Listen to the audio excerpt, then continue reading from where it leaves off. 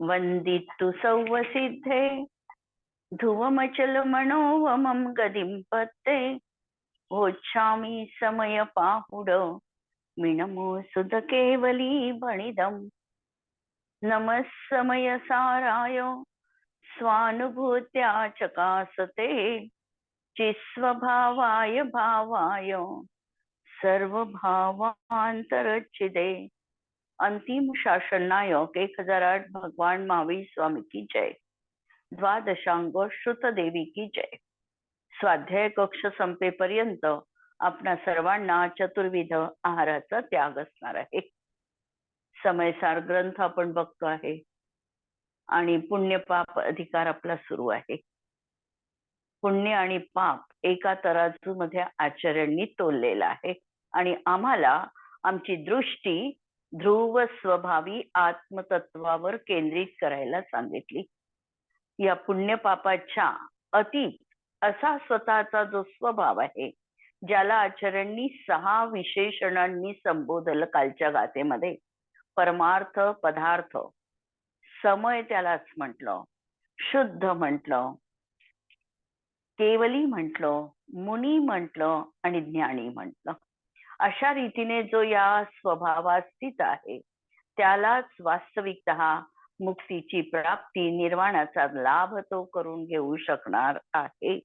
आणि जो परमार्थामध्ये स्थित नाही, म्हणजे आत्मद्रव्यामध्ये स्थित नाही, त्याच्या जीवनामध्ये त्याला असं वाटत असेल मी कितीतरी शुभ क्रिया करतोय, व्रत, तप, जप, स्वाध्याय या सगळ्या मी क्रिया करतोय, पण अंतरंगामध्ये आत्मप्रतीती नाही, परमार्थ पदार्थाला त्यांनी जाणलं नाही, तर त्याच्या त्या क्रिया या बाल तप किंवा बाल व्रत म्हटल्या जातात आणि या मोक्ष मार्गामध्ये प्रयोजनीय नाही, हे आचार्यांनी कन्फर्म सांगितलेलं आहे। आणि यानंतर नंतरच्या गाथेमध्ये आता नियम सांगतात की ज्ञानच मोक्षाचा हेतू आहे आणि अज्ञान बंधाचा हेतू आहे। गाथा 153 नंबरची। वदी नियमानि धरंता शीलानि तहातवं च कुर्वन्ता परमट्ठ बाहिराजे निव्वाणं ते न विन्दन्ति। वद नियमानि धरन्ता शीलानि तहातवं च कुर्वन्ता परमट्ठ बाहिराजे निव्वाणं ते न विन्दन्ति। वद नियमानी धरंता, व्रत किंवा नियम तो धारण करत असून सुद्धा, तहा शीलानी च तवम कुर्वन्ता, तो शील आणि तप यांनाही करत असून सुद्धा, व्रत 5 व्रतांना तप म्हणायचं आणि 3 शिक्षाव्रते आणि 4 गुणव्रते, 3 गुणव्रत आणि 4 शिक्षाव्रत यांना शील म्हणायचं। शील सप्तक असं देखील बऱ्याच ठिकाणी आपल्याला ग्रंथांमध्ये दिसतं। तर व्रत आणि शील याच्यामध्ये व्रत साकल्याने म्हटलं तर 12 प्रकारचे व्रत लावायचे, आणि जर आम्ही व्रत आणि शील असा भेद करत असू तर 5 व्रतांना व्रत ही संज्ञा आहे आणि गुणव्रत आणि शिक्षाव्रत, 3 गुणव्रत आणि 4 शिक्षाव्रत याला शील अशी संज्ञा आहे।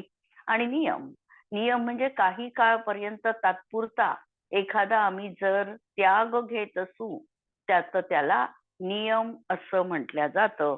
आणि हा तप करत असेल, 12 प्रकारच्या तपांपैकी तप जर हा आचरत असेल आणि अंतरंगामध्ये मात्र अजूनही आत्मप्रतीती नाही, आत्मश्रद्धा नाही, हे जे काही सगळं तो शुभ क्रिया करतो आहे त्या त्याच्या वरपांगी अशा देखादेखी किंवा सांसारिक अभिलाषाच्या पोटी या क्रिया आहे, असं असताना ते परमार्थापासून जर बाहेर आहे, आत्मस्वरूप ध्रुव तत्व त्यांना प्रतीतीतच आलं नाही, तर अशा परमार्थ स्वरूप ज्ञानाचे, ज्ञान स्वरूप आत्म्याचे ज्यांना श्रद्धा नाही ते निव्वाणम न विंदन्ति, ते निर्वाणाला प्राप्त करून घेऊ शकत नाही। कारण सर्व निर्वाणाचा मूळ पहिल्यांदा बेस कोणता असेल तदर्शनम कर्णधारम तन मोक्ष मार्गम प्रचक्षते. दर्शन, सम्यक दर्शन हे प्रथमतः सांगितलेलं आहे. कर्णधार आहे, सुकाणू आहे, आणि हेच नसेल तर बाकीचं सगळं जीवनामध्ये व्यर्थ असणार आहे, अशी ही गाथा त्या ठिकाणी सांगितली. आता पहा, या गाथेमध्ये दोन विशेषण आपल्याला परत लक्षात घ्यायची आहे. साधं गाथा वाचत असताना आम्हाला एवढं बारकाईने समजत नाही, परंतु आचार्यांनी एक एक शब्द असा काही तिथे तोलून मापून ठेवलेला आहे की त्या माध्यमातून आम्हाला त्या ग्रंथाचं आणि शब्दाचं तिथे असणं किती आवश्यक आहे हे कळतं. टीका पहा, ज्ञानच मोक्षाचा हेतू आहे. अगदी कन्फर्म एकच नियम सांगत आहे की ज्ञान हे मोक्षाचा हेतू आहे. तो ज्ञान जीवाचा स्वभाव आहे आणि जो स्वभाव आहे तो मोक्षाचा हेतू असणार आहे. सम्यक दर्शन स्वभाव आहे, मोक्षाचा हेतू आहे. सम्यक चारित्र्य स्वभाव आहे, मोक्षाचा हेतू आहे, आणि म्हणून ज्ञानच मोक्षाचा हेतू आहे. कारण ज्ञानाच्या अभावी स्वयमेव अज्ञान रूप बनलेल्या अज्ञानी जीवांना ज्ञान नाही आहे. आणि या ठिकाणी ज्ञान म्हणत असताना किंवा अज्ञान हा शब्द लावत असताना क्षायोपक्षमिक अज्ञान हा भाव आहे. क्षायोपक्षमिक अज्ञान म्हणजे सम्यक ज्ञान मिथ्या दर्शनासोबत असणारं अज्ञान.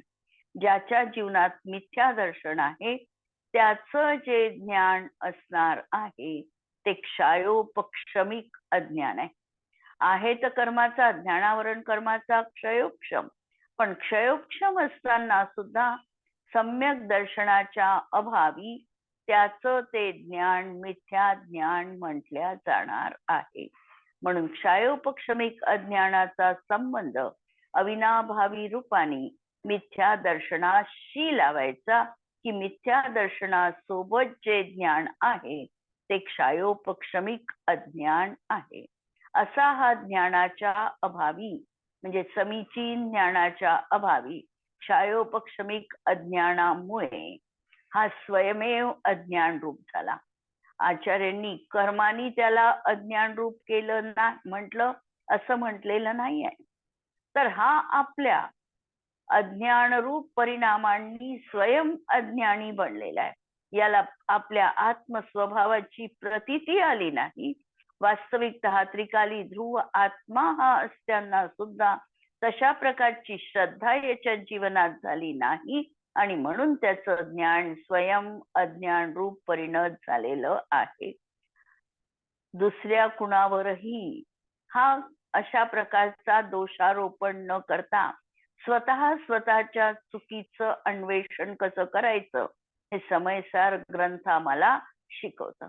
समयसार जर वाचायचा असेल तर पहिली तर भूमिका आमची ही पाहिजे की कोणतीही पर्याय आमच्या जीवनात होते आहे त्याला सर्वस्वी माझा मी जबाबदार आहे. दुसरा कोणताही व्यक्ती किंवा वस्तू त्याला जबाबदार नाही. ही दृष्टी सर्वत्र पाहायची आहे. म्हणून हा स्वयमेव अज्ञानी बनला आणि या अज्ञानी जीवांना अंतरंग व्रत नियम शील तप वगैरे शुभ क्रियांच्या सद्भावामध्ये आचार्यांनी या ठिकाणी जीवांना अंतरंग हा शब्द ठेवलेला आहे. टीकेमध्ये देखील आलेला आहे.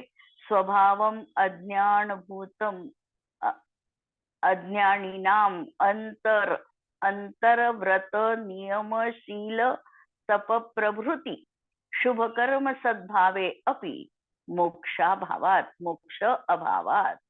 हा जो अंतरंग हा शब्द अशासाठी ठेवला की अज्ञानीला हे व्रत संयम तप याला तो मोक्षाचा हेतू मानून बसलेला आहे आणि म्हणून त्यासाठी त्यांनी हा अंतः हा शब्द ठेवला, अंतरंग. आणि अज्ञानच बंध हेतू आहे.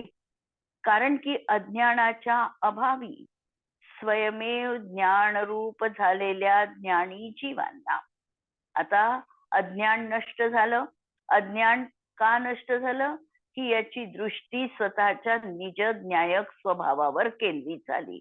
यांनी आपला आत्मा हा आहे ही प्रतिती युक्त श्रद्धा केली आणि म्हणून हा स्वयं ज्ञानी बनला.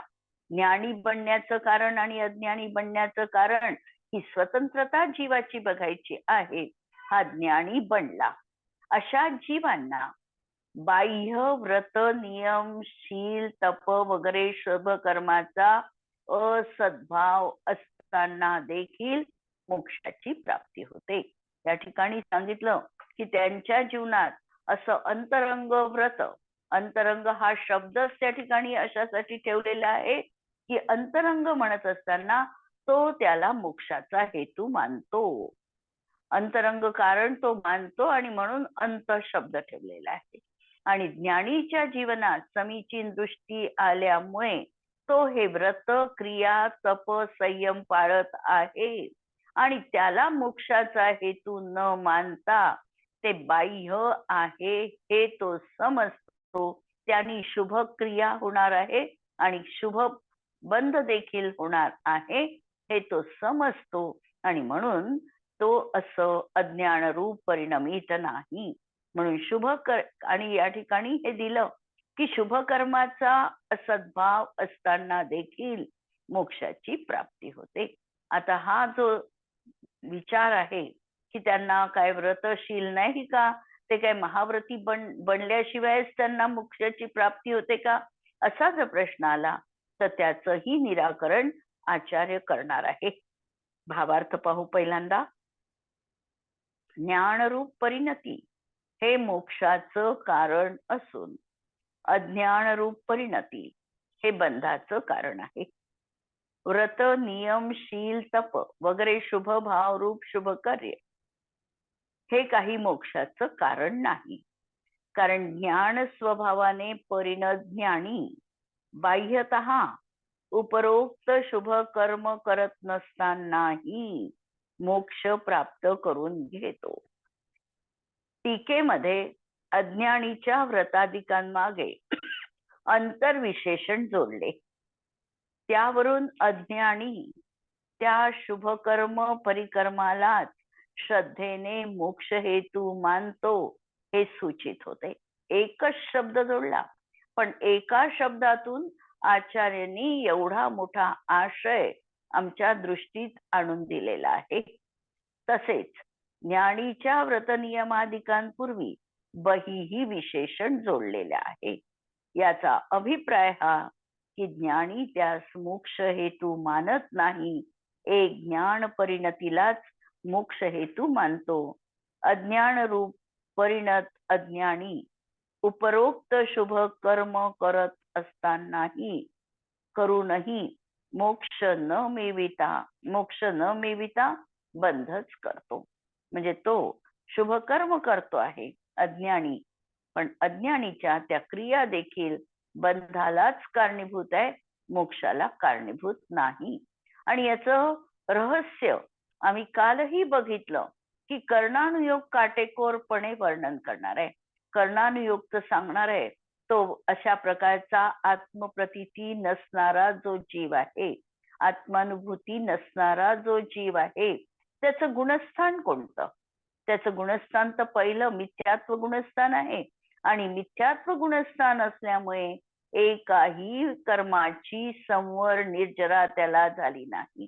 एकही कर्माची बंधविच्छुत्ती त्याच्या जीवनात नाही आणि म्हणून तो 120 प्रकृतींचा 120 तर नाही करत, बंधयोग्य प्रकृती 120 आहे, पण त्या ठिकाणी 3 प्रकृतीचा मिथ्यात्व अवस्थेत बंध होत नाही आणि म्हणून त्याला अबंधात टाकलेला आहे. त्या प्रकृती अशा तीर्थंकर प्रकृती, मिथ्यात्व अवस्थेत याचा कधीही बंध जीवाला होऊ शकत नाही. आणि आहारक शरीर आणि आहारक अंगोपांग जे मुनींच्या जीवनात असतं त्याचाही बंध मिथ्यात्वासोबत होऊ शकत नाही आणि म्हणून 117 प्रकृतीचा तो बंधक आहे. जेव्हा त्याच्या जीवनामध्ये समीची श्रद्धा उत्पन्न होईल तेव्हा 141 प्रकृतींचा तो अबंधक होतो. 141 प्रकृती तो बांधत नाही. 141 नाही, नुसते 41 प्रकृती तो बांधत नाही. तर अशा प्रकारे 41 प्रकृतींचा तो अबंधक चौथ्या गुणस्थानात होतो. पहिल्या गुणस्थानात त्याला कोणत्याही प्रकारे संवर आणि निर्जरा असत नाही. म्हणून त्याचं ते व्रत, तप, संयम हे बंध मार्ग म्हटल्या जाणार आहे. ही त्या ठिकाणी कर्णानुयोगाची मेखला आम्हाला लक्षात ठेवायची आहे. अभिप्राय हा की ज्ञानी जीव त्यास मोक्ष हेतू मानत नाही. एक ज्ञान परिणतीलाच मोक्ष हेतू मानतो. अज्ञानरूप परिणत अज्ञानी उपरोक्त शुभ कर्म करूनही मोक्ष न मिळविता बंधच करतो. याचा आशय अज्ञानीच्या शुभ क्रिया या ज्ञान विना बंध साधकच आहे आणि म्हणून उपरोक्त शुभोपयोग रूप कर्म मोक्षाचे कारण नसून एक ज्ञानच नियमाने मोक्षाचं कारण आहे.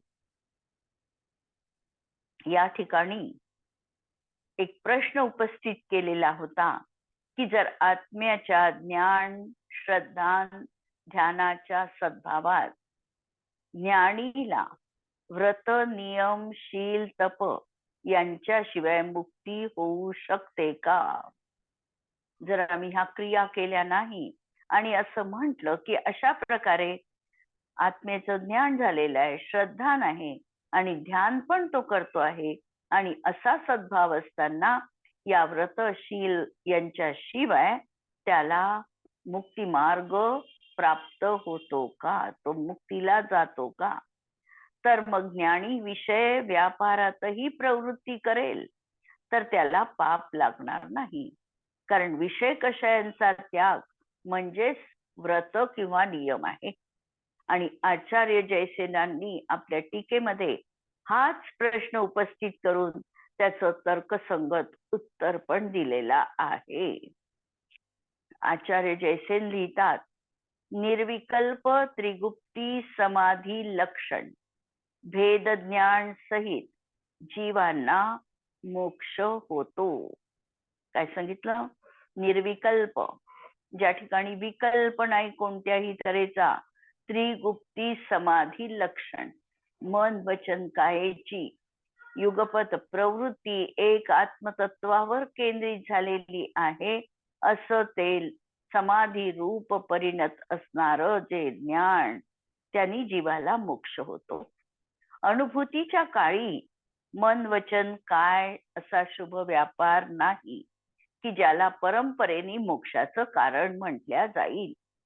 तेव्हा विषय कशाय रूप अशुभ व्यापार तर तिथे असतच नाही.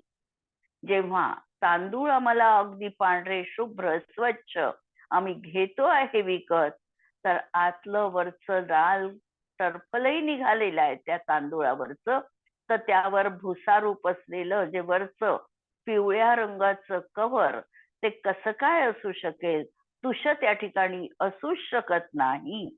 आणि म्हणून ज्याच्या चित्तामध्ये पूर्ण राग भावच नष्ट झालेला आहे तिथे बहिरंग व्यापार विषय हा विचारही त्याच्या मनामध्ये संभवनीय नाही. आणि म्हणून त्याच्या जीवनामध्ये खऱ्या अर्थाने निश्चय चारित्र्य असणारच आहे. आणि म्हणून सम्यक दर्शन, सम्यक ज्ञान, सम्यक चारित्र्याची एकता हा मोक्ष मार्ग तिथे घटित होतो. आणि याच्यामध्ये असा महत् अंतर आहे, विरुद्धता आहे. जसं शीतलता जिथे आहे तिथे उष्णता असूच शकत नाही. शीतलताही काही प्रमाणात आहे आणि उष्णताही काही प्रमाणात आहे. असा अनेकांत अग्नीमध्ये कधीही घटित होणार नाही किंवा पाण्यामध्ये घटित होणार नाही. म्हणून जिथे शीतलता आहे तिथे उष्णता नाही. जिथे निर्विकल्प समाधी आहे तिथे विषय व्यापारांमध्ये प्रवृत्ती नाही. आणि जिथे विषय व्यापार आहे तिथे निर्विकल्प समाधी नाही. मुक्तीचं साक्षात कारण हा शुद्धोपयोग रूप परिणाम आहे. मुक्तीचं साक्षात आम्ही कारण बघितलं. मुक्ती जी 14व्या गुणस्थानात मिळणार आहे, तो शेवटचा जो परिणाम आहे, तो परिणाम साक्षात सिद्ध पर्यायीचं कार्य आहे. आणि त्याच्या आधीचे जे काही परिणाम आहे ते मग पृथक्त्व वितर्क शुक्ल ध्यानापासून लावा. तर त्या ठिकाणी त्याला परंपरेने मोक्षाचं कारण म्हटल्या जाणार आहे. म्हणून शुद्धोपयोग रूप दशा हे मुक्तीचं साक्षात कारण आहे. आणि जिथे शुद्धोपयोग आहे तिथे शुभोपयोग नाही, तिथे अशुभोपयोग तर नाहीच नाही. मोक्ष मार्ग शुभ रागही नाही आणि हा शुद्धोपयोग रूप आहे असा हा अनेकांत नाही. मोक्ष मार्ग शुभ राग रूप पण आहे आणि शुद्धोपयोग रूप पण आहे असा अनेकांत कधीही लावता येत नाही. सविकल्प निश्चय ज्ञान म्हणजे मी ज्ञायक स्वभावी आत्मा आहे. अनुभूतीच्या आधी प्रथमतः जीवनामध्ये हा विकल्प चालणार आहे. स्वतःचा योग्य रीतीने निर्णय करण्यासाठी मी कोण आहे, मी कशापासून भिन्न आहे, माझं तादात्म्य कुणाशी आहे आणि मला कुणापासून पृथक व्हायचं आहे, ही सतत अंतरंगामध्ये भेदविज्ञानाची कक्षा त्याची सतत उजागर राहील. तो त्या चिंतनामध्ये निमग्न राहील. पण जोपर्यंत ही भेदविज्ञानाची कक्षा आहे तोपर्यंत अनुभूती नाही, सविकल्पकता आहे. म्हणून अनुभूतीच्या आधी ही दशा निश्चितपणे जीवाची असणारच आहे. आणि अनुभूतीच्या काळी मात्र आता हे सगळे विकल्प त्याचे संपलेले आहे. निर्विकल्प निश्चय नाही की जिथे अनुभूती आहे. गुणभेद पर्याय भेदाच्या अतीत असा हा शुद्ध आत्मा आता तो अविरत रूपाने अखंड रूपाने अनुभवतो आहे. अशी ही गाथा आपण बघितली, अत्यंत महत्वाची. आणि याच्यामध्ये बहिः आणि अंतः हे विशेषण 2 आम्हाला परत लक्षात ठेवायचे आहे.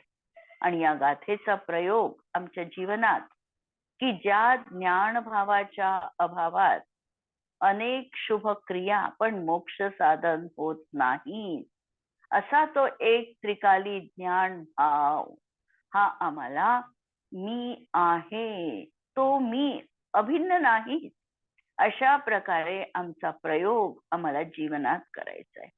की मी कोण या प्रश्नाचं उत्तर आमचं स्वतःला इतकं आत्मविश्वास पूर्वक यायला हवं की मी म्हणजे अखंड आत्मद्रव्य आहे, मी समय आहे, मी शुद्ध आहे, मी केवली आहे, मी मुनी आहे, मी ज्ञानी आहे, मी अभेद आहे.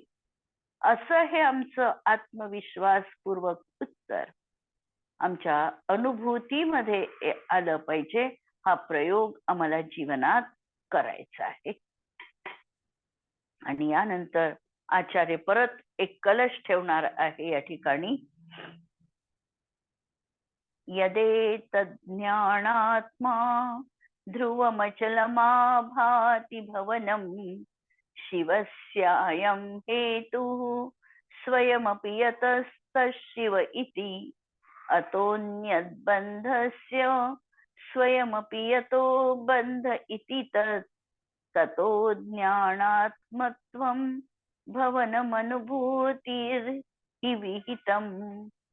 यदेतज्ज्ञानात्मा ध्रुवमचलमा भाति भवनं शिवस्यायं हेतुः स्वयमपि यतस्तशिव इति अतोऽन्यद्बन्धस्य स्वयमपि यतो बन्ध इति ततो ज्ञानात्मत्वं भवनमनुभूतिर्हि विहितम्.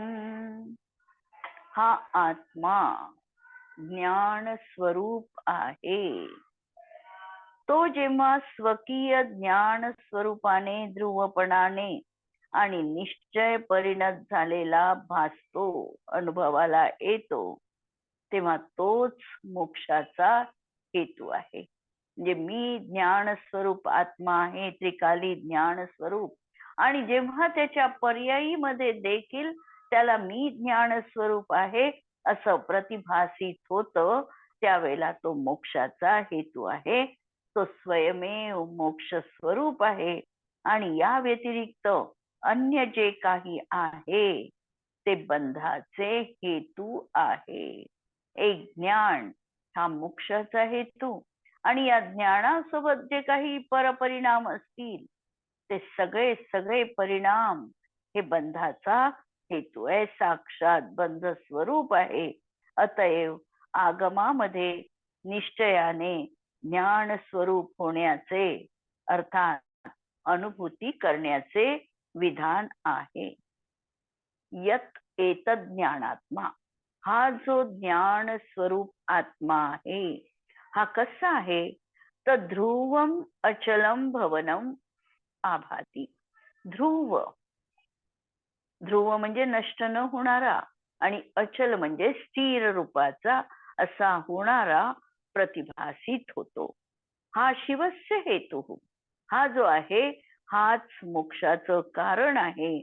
आणि यतः स्वयमपि शिव इति, म्हणून तो ज्ञान स्वरूप आत्मा स्वयं शिवरूप आहे, मोक्ष स्वरूप आहे. अतः अन्यद बंधस्य हेतू, आणि यापासून भिन्न अज्ञानात्मा बंधाचं कारण आहे. आणि यतः तत्स्वयमपि बंध, आणि म्हणून ते स्वयं पण बंध स्वरूप आहे. आणि अशा आगमात ज्ञान स्वरूप होण्याचे अर्थात निश्चयाने अनुभूतीसाठीच सगळं क्रिया आम्हाला सांगितलेली आहे. आम्ही म्हणतो सुद्धा की लाख बात की बात यह, कोटी ग्रंथ का सार. ग्रंथ कोटी ग्रंथ वाचले तरी आम्हाला एकच सार उपलब्ध होणार आहे, आत्मानुभूती जीवनात आली पाहिजे. जीव हा अन्य आणि पुद्गल हा अन्य इत्यसौ तत्वसंग्रह, एवढाच तत्वांचा संग्रह आहे. आणि हे आम्हाला समजत नाही, याची प्रतीती आम्हाला होत नाही. हा एक शब्द किंवा एक वाक्य आमच्या हृदयामध्ये भिडत नाही. आणि म्हणून आचार्यांना आमच्यासाठी अनेक ग्रंथ लिहावी लागली. आणि एवढी ग्रंथ वाचल्यानंतर, एवढा विस्तार वाचून सुद्धा कधी कधी आमच्या मनामध्ये अजूनही प्रकाश पडत नाही. वास्तविकतः तुषमाश भिन्न, मातुष मारुष, हे चार शब्द आणि शिवभूती मुनींच्या ते असे स्मरणात राहिले, प्रतीतीत आले की त्यांना केवल ज्ञानाची प्राप्ती झाली. गुरूंनी चार शब्द दिले होते, पण बुद्धिमत्ता जीवनात शून्य. एक नमोकार मंत्र त्यांचा पाठ होत नव्हता. आणि म्हणून आचार्यांनी त्यांना सांगितलं, तू नमोकार मंत्रही तुझा पाठ होत नाही. ठीक आहे, त्याची भव्यता ओळखली आचार्यांनी आणि त्याला चार शब्द दिले, मातुष आणि मारुष. पण हे शब्दही त्यांना आठवणीत राहायचे नाही. आणि असेच आहारासाठी गेले आणि एक स्त्री नदीच्या किनाऱ्यावर उडीद धुवत होती. आणि उडद धुवत असताना शिलके भिन्न होत होते आणि उडदाची डाळ अलग होत होती.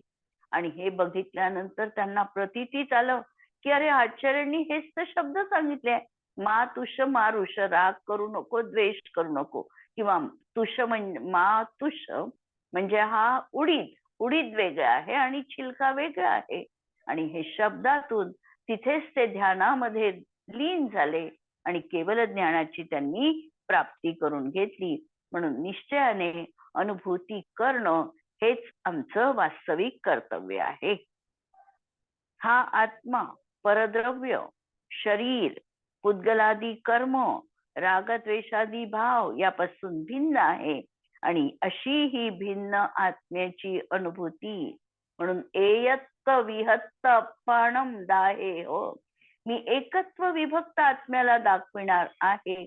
या सर्वांपासून विविक्त आणि आत्मस्वभावाशी एकाकार असणारा अशी जेव्हा प्रतीती जीवनात आली तेव्हा ते सम्यक दर्शन आहे आणि हेच मोक्षाचं कारण आहे.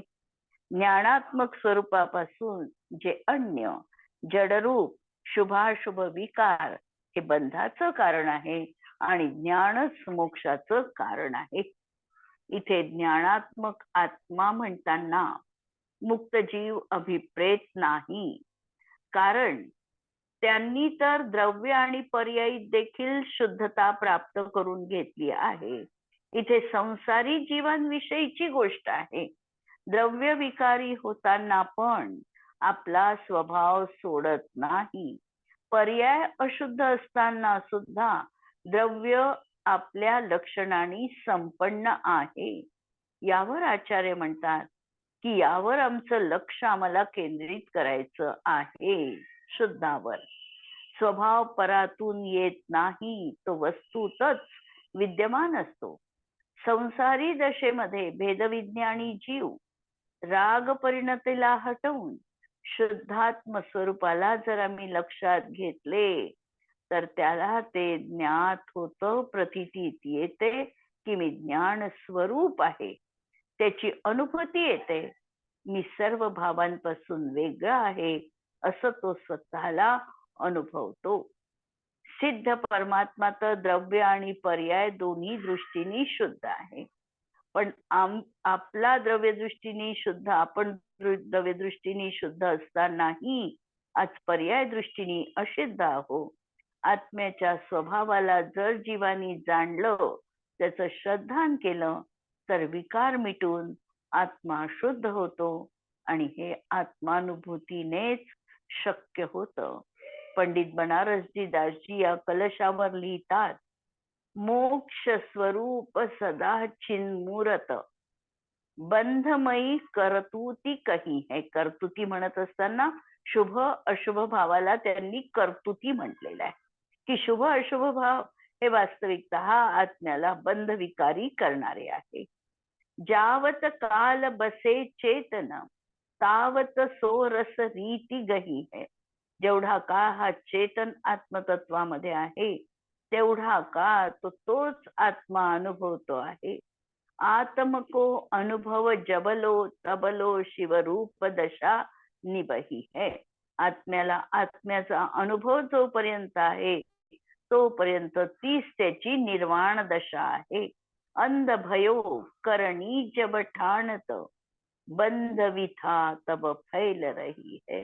आणि ज्या वेळेला आम्हाला खरी क्रिया समजत नाही आणि बंधाला आम्ही खरी क्रिया मानतो, हीच आमची वास्तविकता जीवनामध्ये महान व्यथा आहे. आणि म्हणून पुण्यपाप अधिकार वाचत असताना आम्हाला आमची समतोल दृष्टी ठेवायची आहे. आमचा जो पारडा आहे हा आम्हाला ध्रुव आत्मतत्वाकडेच एकाग्र करायचं आहे.